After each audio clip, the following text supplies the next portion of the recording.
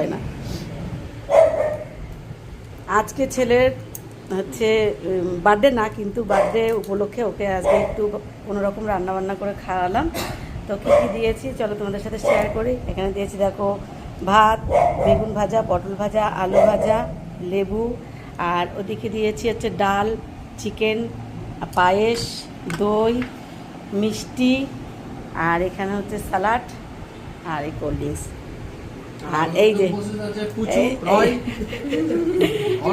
আরু, আর এই যে আমার বুড়ো, আর এই হচ্ছে টোকে।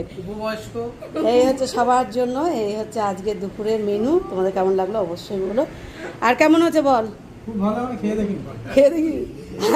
না তোদের গোছানো গেছে না রান্না বান্না,